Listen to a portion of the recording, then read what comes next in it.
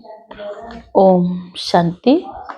आज की मुरली है 20/11/2025 प्रातः मुरली। ओम शांति। बाप दादा मधुबन। मीठे बाबा के मधुर माँ वाक्य। बाबा ने कहा, मीठे बच्चे, बाप आए हैं तुम बच्चों को शांति और सुख का वर्षा देने। तुम्हारा स्वधर्म ही है शांत, इसलिए तुम शांति के लिए भटकते नहीं हो, क्योंकि मेरा स्वधर्म ही शांति है, स्वदेश भी शांति धाम है। आज का प्रश्न है, अभी तुम बच्चे 21 जन्मों के लिए अखुट खजानों में भजन करने योग्य बनते हो।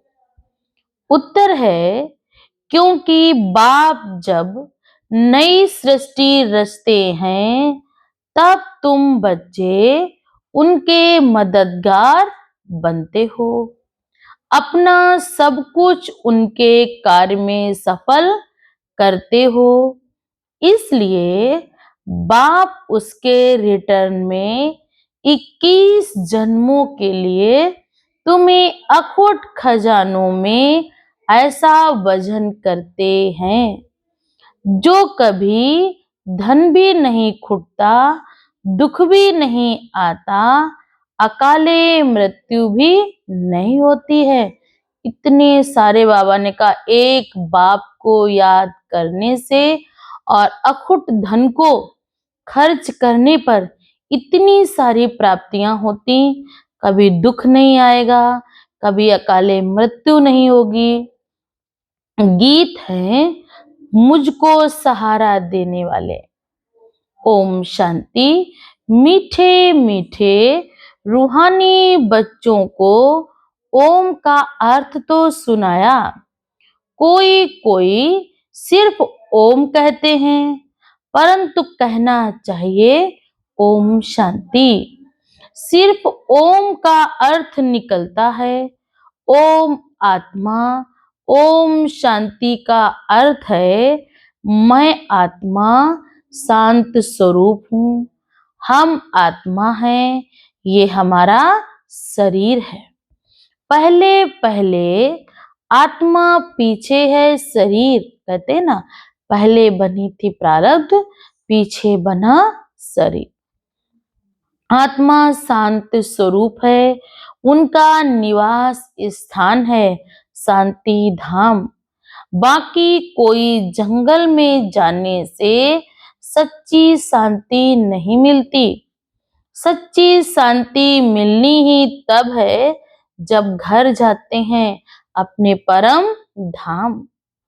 दूसरा शांति चाहते हैं जहां अशांति है, ये अशांति का दुख धाम विनाश हो जाएगा।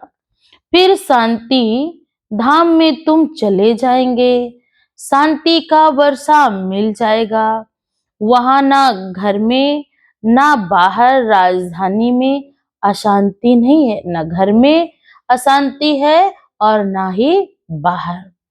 उसको कहा जाता है शांति का राज्य। यहाँ है अशांति का राज्य, क्योंकि रावण राज्य है, वह है ईश्वर का स्थापन किया हुआ राज्य। फिर द्वापर के बाद आसुरी राज्य होता है। असुरों को कभी शांति होती नहीं। घर में, दुकान में, जहां तहां अशांति ही होगी। बाबा ने कहा, इस समय तो चाहे घर हो, चाहे दुकान हो, चाहे बाहर हो, जहां भी जाएंगे वहां आपको अशांति ही मिलेगी। फिर बाप कहते, 5 विकार रूपी रावण अशांति फैलाते हैं। जब 5 विकारों रूपी रावण, जब कहते हैं ना, काम, क्रोध, लोभ, मोह, अहंकार, जब मनुष्य के ऊपर अटैक करते हैं तो मनुष्य कहाँ देवताई बुद्धि से उसकी आसुरी बुद्धि बन जाती है। रावण क्या चीज है, ये कोई भी विद्वान पंडित भी नहीं जानते। वो तो समझते रावण एक व्यक्ति था, रावण अर्थात बुराइयों का प्रतीक। समझते नहीं हम वर्ष वर्ष रावण को क्यों मारते हैं। सतयुग त्रेता में रावण होता ही नहीं है। वहां है ही दैवी राज्य, राम राज्य, जहां दुख नाम की बात भी नहीं है। ईश्वर बाबा दैवी राज्य की स्थापना करते हैं तुम्हारे द्वारा, अकेले तो नहीं करते हैं। तुम मीठे मीठे बच्चे ईश्वर के मददगार हो, आगे थे रावण के मददगार। अब ईश्वर आकर सर्व की सदगति कर रहे हैं, पवित्रता सुख शांति की स्थापना करते हैं। तुम बच्चों को ज्ञान का अब तीसरा नेत्र मिला है।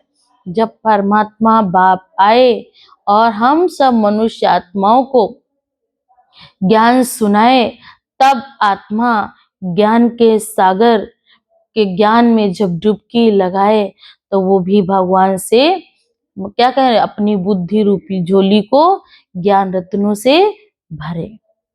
सतयुग त्रेता में दुख की बात नहीं है, कोई गाली आदि नहीं देते हैं, गंध नहीं खाते हैं। सतयुग त्रेता में मनुष्यों को इतना आपस में प्यार होता, एक दूसरे को सहयोग देते, वहां पर दुख का नाम निशान नहीं। यहाँ तो देखो कितना गंदा खाते हैं, पशु पक्षी जानवरों को भी खाते हैं।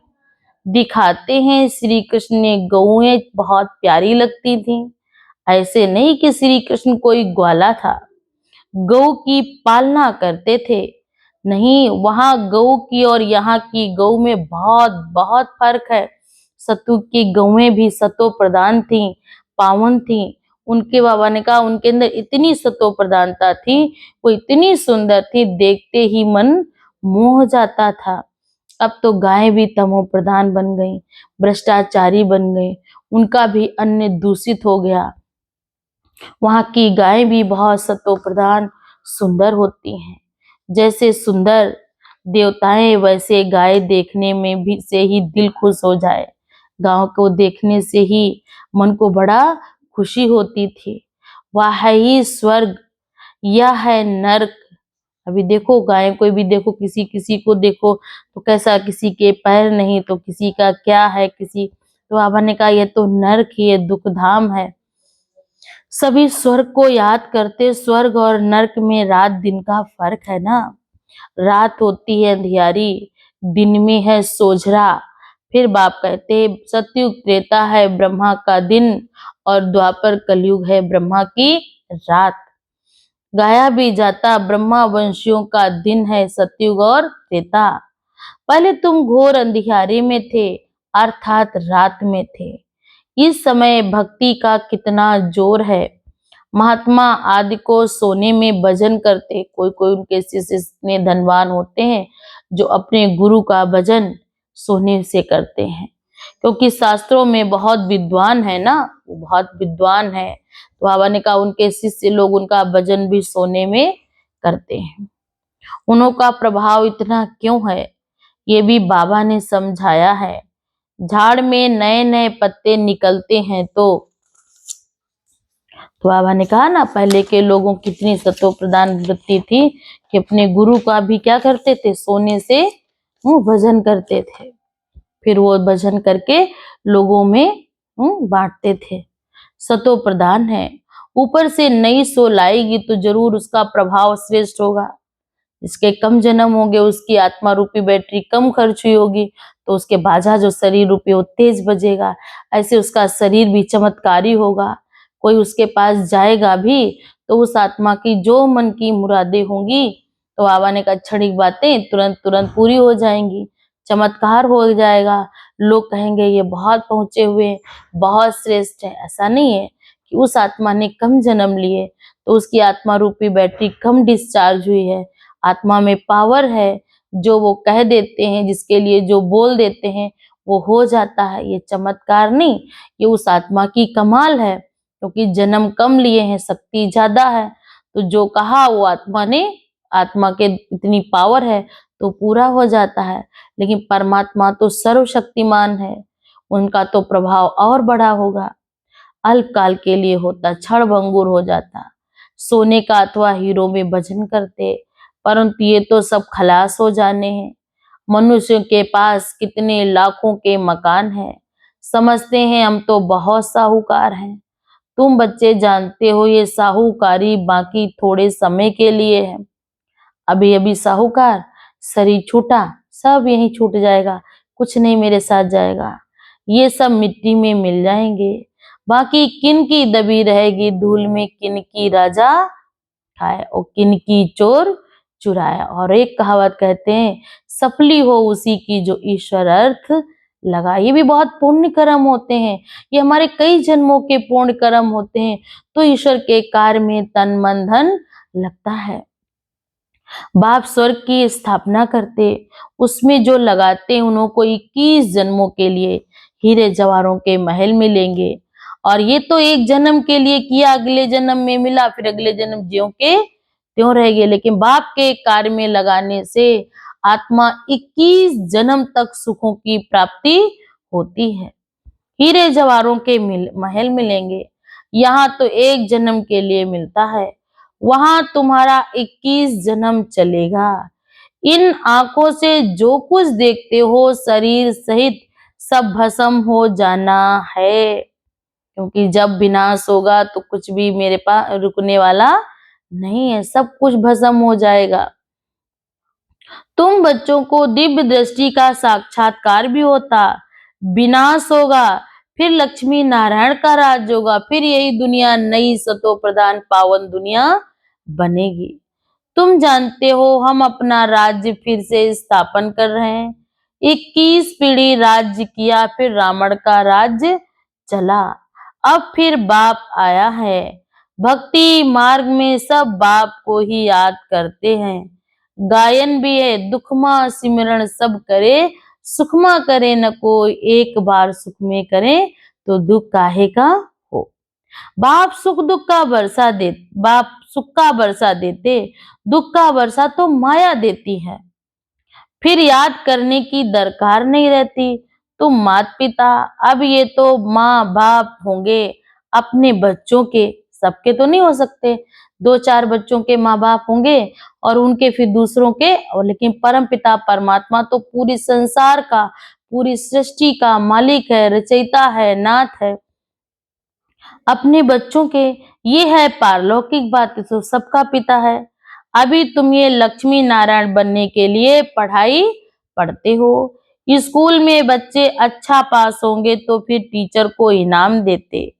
अब तुम उनको क्या इनाम देंगे, तुम तो उनको अपना बच्चा बना लेते हो जादूगरी से। सुना, उन दिखलाते हैं श्री कृष्ण के मुख में माँ ने देखा माखन का गोला। जसोदा माँ ने देखा कि मिट्टी खाई तो मुंह जैसे ही खुलाया, फिर क्या देखा, पूरा ब्रह्मांड। अब श्री कृष्ण ने तो कृष्ण जन्म लिया होगा सतयुग में, वहां तो माखन आदि नहीं खाएंगे, वह तो विश्व का मालिक है, उसके लिए तो 56 भोग भी होंगे, माखन क्यों चोरी करेगा। ये तो किस समय की बात है, ये है अभी संगम की। तुम जानते हो हम ये शरीर छोड़ जाए बच्चा बनेंगे, विश्व का मालिक बनेंगे। दोनों क्रिश्चियन आपस में लड़ते हैं, रूस और अमेरिका लड़ेंगे और बाबा ने कहा माखन भारत खाएगा। तुम बच्चों को राजाई मिलती है ना, ये चाहेंगे तो भी नहीं एक हो सकते, क्योंकि एक दूसरे के लिए क्या समझते हैं, हम किसी से कम नहीं, मैत्री भाव है नहीं, केवल घमंड और ईर्ष्या है, तो चाह करके भी दोनों देश एक हो नहीं सकते। बाबा ने कहा वो लोग भारत को लड़ाकर माखन खुद खा गए, विदेश वाले आए, उन्होंने आपस में फूट डाली का राज्य करो, उन्होंने आपस में लड़ाया और माखन, माखन अर्थात जो भी यहाँ का था सब लूट कर ले गए। कृष्ण की राजधानी पौन हिस्से में थी, पीछे आहिस्ते आहिस्ते छूटती गई। सारे विश्व पर सिवाय तुम्हारे और कोई राज्य स्थापन कर ना सके। सतयुग में राम राज्य होगा, वहां पर बाबा ने कहा आप बच्चे ही मेरे राज्य करोगे। अभी तुम ईश्वरी संतान बने हो। फिर बाप कहते अभी तुम ब्रह्मांड के मालिक और विश्व के मालिक बनते हो। विश्व में ब्रह्मांड नहीं आया, सूक्ष्म वतन में भी राजाई नहीं है। सतयुग त्रेता ये चक्र यहाँ स्थूल वतन होता है। ध्यान में आत्मा कहाँ जाती नहीं, आत्मा निकल जाए तो शरीर खत्म हो जाए। ये सब है साक्षात्कार। रिद्धि सिद्धि द्वारा ऐसे भी साक्षात्कार होते हैं। जो यहाँ बैठे विलायत की पार्लियामेंट आदि देख सकते हैं।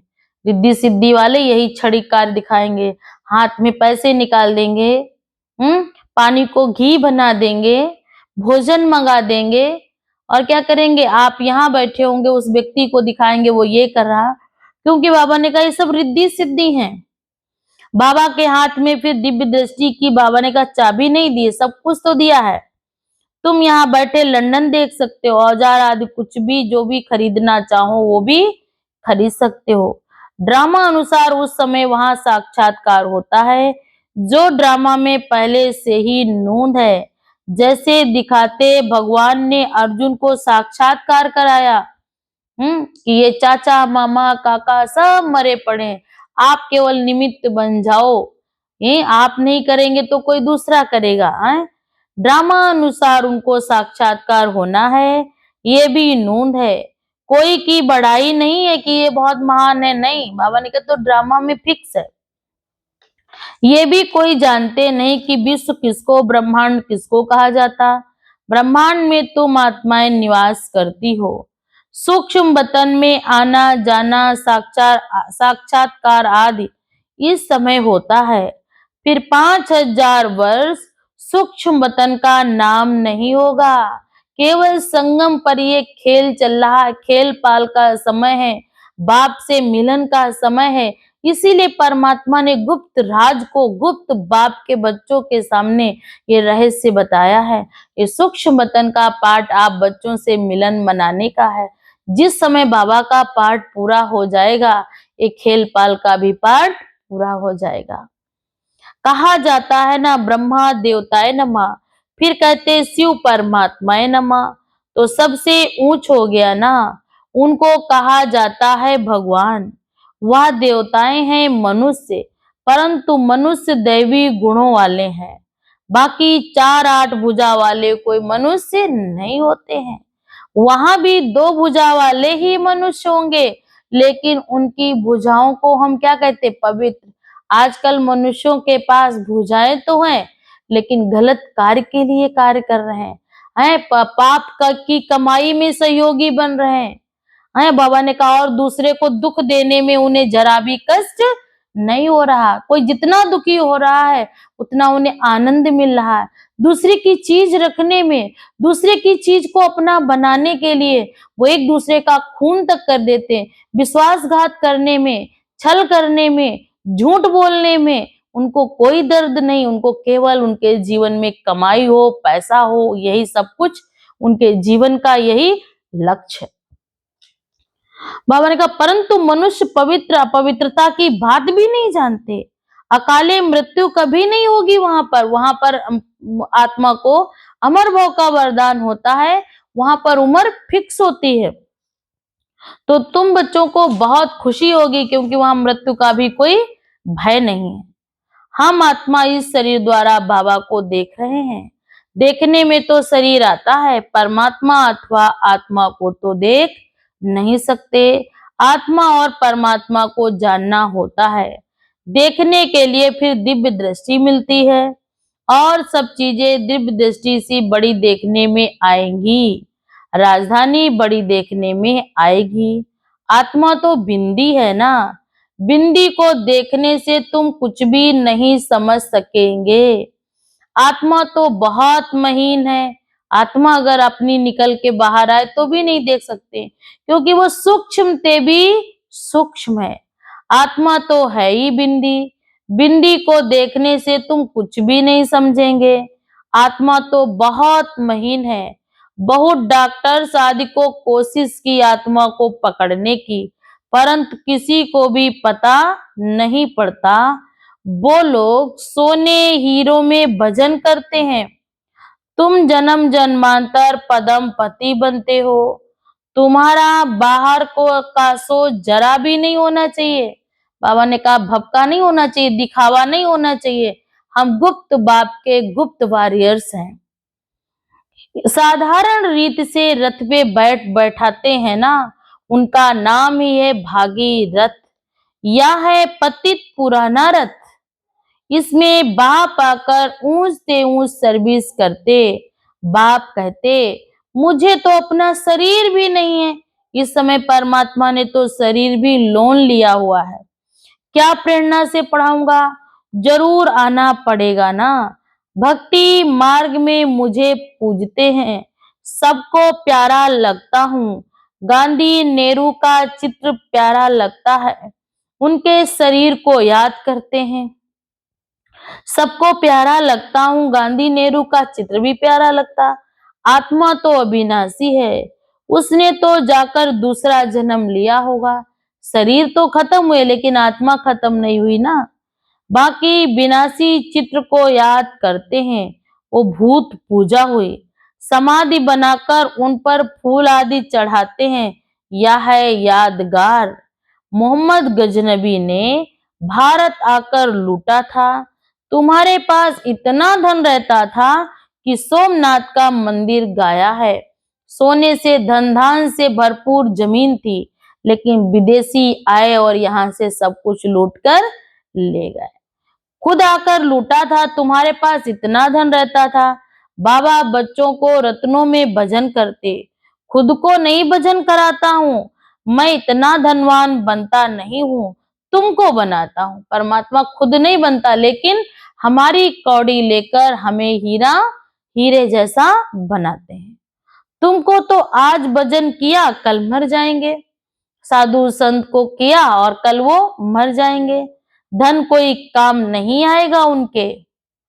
तुमको तो बाप अकुट खजाने से ऐसा भजन करते हैं जो 21 जन्म साथ रहेगा। धन धान से भरपूर होंगे। हमारा जन्म किसी राजाई या ऐसे परिवार में होगा जहाँ किसी चीज की कोई कमी नहीं होगी। अगर श्रीमत पर चलेंगे तो वहां दुख का नाम नहीं होगा। कभी कभी अकाले मृत्यु भी नहीं होती है।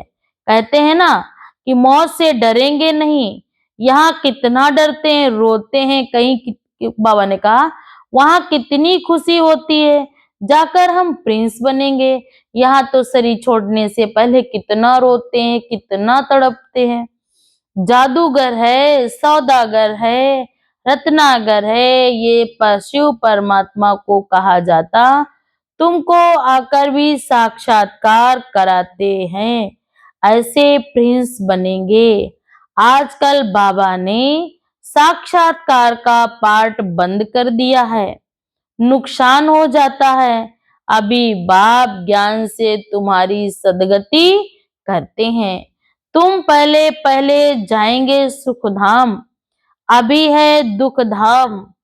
तुम जानते हो आत्मा ही ज्ञान धारण करती है, इसलिए पहले जाएंगे सुख धाम, अभी तो है दुख धाम। तुम जानते हो आत्मा ही ज्ञान धन धारण करती है, इसलिए बाप कहते हैं अपने को आत्मा समझो। आत्मा में ही अच्छे बुरे संस्कार होते हैं। आत्मा में ही तो शरीर के साथ संस्कार भी भस्म हो जाते हैं। तुम बच्चे कहते हो शिव बाबा हम आत्माओं को पढ़ाते हैं, हम शरीर द्वारा। नई बाबा ने कहा नई बात है ना, पढ़ते हैं। बाप बैठ समझाते हैं। तुम आत्माओं को शिव बाबा पढ़ाते हैं, ये तो पक्का करना चाहिए ना। हम सब आत्माओं का वह बाप भी है, टीचर भी है, तो सत गुरु भी है। बाप कहते मुझे अपना शरीर नहीं, मैं आत्मा भी हूँ, लेकिन मैं आत्मा यहाँ बाबा ने मुझे श्रेष्ठ कार्य के लिए चुना है। मैं इस समय जिस पद पर हूँ, जिस हाल में हूँ, मैं कोटों में कोई विशेष आत्मा हूँ। आत्मा ही सब कुछ करती है, बाकी शरीर के नाम बदलते रहते हैं। चोला बदलता है, लेकिन शरीर के अंदर रहने वाली ड्राइवर शक्ति, आत्मा कहो, सबके अंदर वही है। भाग्यशाली रथ है ना, शिव बाबा ने भी पुराना लॉन्ग बूट समझा है। बाप कहते हैं मैंने इसमें बहुत जन्मों के अंत में प्रवेश किया है। बाप कहते पहले पहले बनते तो बाप कहते तत्व भी, 5 तत्व भी बाप कहते, अभी वो भी तमो प्रधान है। घड़ी घड़ी उनकी भी याद आती, बाबा ऐसे मेरे साथ सोता था। बाबा ने कहा ये सब यादगार बनेंगे, आप बताएंगे। बाबा हमको भाकी भी ऐसे पहन सकते हैं, क्योंकि भाकी पहनते हैं ना। तुम भाग्यशाली रथ हो ना, बाप आए हैं, तुम्हें बाबा ने कहा मैं तुमको भाकी पहनता हूँ। बाबा क्या करता, गले लगाता है। इसलिए भगवान मेरे लिए आया है, क्योंकि वो मुझसे प्यार करता है। इसलिए मुझे मेरे सारे गम, मेरे सारे दर्द, मेरी सारी चिंताओं को बाबा ने कहा जैसे ही अपने गले लगाता है, वैसे सारी चिंताएं, सारे गम, सारा दुख सब क्या हो जाता है, उतर जाता है।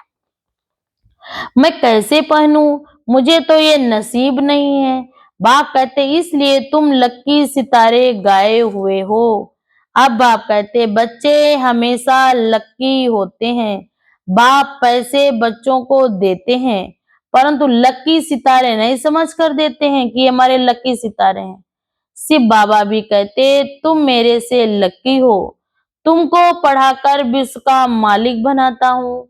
मैं थोड़े ही बनूंगा, मैं तो तुम बच्चों को बनाता हूँ। बाकी मेरे पास दिव्य दृष्टि की चाबी है ना, मैं सब कुछ दे देता हूँ, लेकिन मैं दिव्य दृष्टि की चाबी नहीं देता हूँ, क्योंकि हर आत्मा का पार्ट है किसको कब साक्षात्कार कराना, किसको कब परमात्मा की अनुभूति कराना। पारलौकिक बाप कहते हैं मैं इनमें प्रवेश कर तुम बच्चों को कांटों से फूल बनाए, मालिक बनाए, आधा कल्प के लिए सदा खुशी बनाए, मैं वानप्रस्थ में बैठ जाता हूँ। खुद कहते हैं ये वेद शास्त्र आदि सब भक्ति मार्ग की सामग्री है। ज्ञान सागर में ही तो बाबा ने कहा ज्ञान सागर तो मैं ही हूँ। अच्छा मीठे मीठे सिकिल्धे बच्चों प्रति माता पिता बाप दादा का याद प्यार और गुड मॉर्निंग। रूहानी बाप की रूहानी बच्चों को नमस्ते। हम सब रूहानी बच्चों की तरफ से रूहानी माता पिता बाप दादा को याद प्यार और गुड मॉर्निंग। नमस्ते बाबा, नमस्ते, शुक्रिया बाबा, शुक्रिया। आज धारणा के लिए मुख्य सारे नंबर 1, इन आंखों से शरीर सही जो कुछ दिखाई देता है ये सब भ्रम है, इसलिए अपना सब कुछ सफल करना है। जो हम सोचे हैं ये उनको हो जाए, उन कुछ भी नहीं, समय पर बाबा ने कहा वो हो जाए, यही बहुत बड़ी बात है। नंबर 2, बाप से पूरा वर्षा लेने के लिए पढ़ाई पढ़नी है।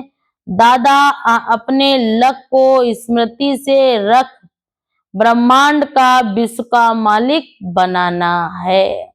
आज का वरदान है वह ड्रामा वाह की स्मृति से अनेकों की सेवा करने वाले सदा खुशनुमा भव। आज का भावार्थ है जैसे कि हम इस ड्रामा में कोई भी सीन देखते हैं, वह सीन स्मृति में रहे, कभी भी घबराए नहीं, क्योंकि ड्रामा का ज्ञान मिला है। वर्तमान समय कल्याणकारी युग है, इसमें जो कुछ दृश्य सामने आते हैं इस दृश्यों में कल्याण भरा हुआ है। और बाप कहते वर्तमान में कल्याण दिखाई दे ना भी दे, लेकिन भविष्य में समाया है। मुझे श्रेष्ठ कर्म करने, मुझे पूर्ण कर्म करने, मुझे कोई प्राप्ति हो या ना हो। बाबा ने कहा अभी नहीं तो भविष्य में मिलेगा। अभी हम पीछे जन्म का काट रहे हैं, खा रहे हैं, और आगे के लिए हम बो रहे हैं तो आगे जन्म में मिलेगा। लेकिन भविष्य में समाया हुआ है, कल्याण प्रत्यक्ष हो जाएगा। तो वहां ड्रामा की स्मृति में सदा खुशनुमा रहेंगे। पुरुषार्थ भी कभी भी उदासी नहीं आएगी।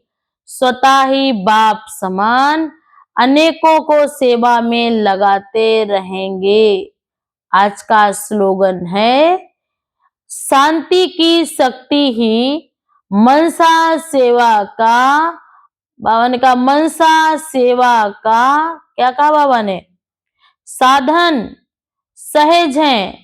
जहां शांति की शक्ति है वहां संतुष्टता है। संतुष्टता कहाँ है, शांति कहाँ है, जहां शांति की शक्ति है।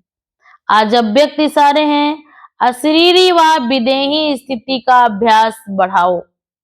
आज भावार्थ है, जितना अव्यक्त लाइट स्वरूप में स्थित होंगे उतना शरीर से परे का अभ्यास होने के कारण आदि में 2-4 मिनट की बाबा ने कहा शरीरी बन जाएं तो मानो बाबा ने कहा जैसे कि 4 घंटे का आराम कर लिया, तो ऐसा समय आएगा जो नींद के बजाय 4-5 घंटे अशरीरी बन जाएंगे। ऐसा समय आएगा।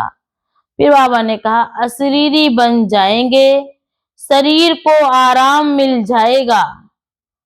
शरीर को क्या मिलेगा, बाबा ने कहा आराम। इसलिए सदा लाइट की स्मृति से मजबूत करने से, हिसाब किताब चुकतू करने से लाइट रूप हो जाएंगे। इतनी स्मृति हो कि हमारे अंदर इतनी दृढ़ता हो जो लाइट की स्थिति हमें क्या करे, भरपूर करे। और साथ साथ हमारे जो जन्म जन्मांतर जो हमने आपने कर्म किए हैं, वो कर्मों का जो लिखावट है, लिखा है, बाबा ने कहा वो सब चुकतू हो जाए। हम दिव्य और पावन श्रेष्ठ आत्मा बनकर अपने बाप के पास जाएं। अच्छा, ओम शांति। ये किसको नहीं लगा होगा कि संसार के अंदर जो फैले हुए हैं ये हमारे ही भाई और बहन हैं। हमें इनका भी कल्याण करना है, हमें इनका भी उद्धार करना है। ये सब आत्माएं उस परम ज्योति, परम शक्ति परमात्मा की संतान है। ऐसे अपने मन को बार बार चार्ज करें और साथ साथ दूसरों को भी दुआएं दें, तो आपके साथ बढ़ोतरी ही बढ़ोतरी होगी। अच्छा, ओम शांति। जब वो धन आता तो ये जो धन है ना, बैक, बाबा ने कहा ये धन तो पीछे पीछे आएगा। ये तो आप पीछे मुड़ जाएं, बैक हो जाएं, और परछाया जैसे ही मुड़ती उसके पीछे पीछे चलना शुरू हो जाता। तो ठीक इसी प्रकार हम सब आत्माएं उस परम शक्ति परमात्मा को क्या करें, एक ऐसी बाबा ने कहा जो हमसे चाहना रखे हैं, एक इच्छा रखे हैं, उन सभी इच्छाओं को हम पूर्ण करें। अच्छा, ओम शांति।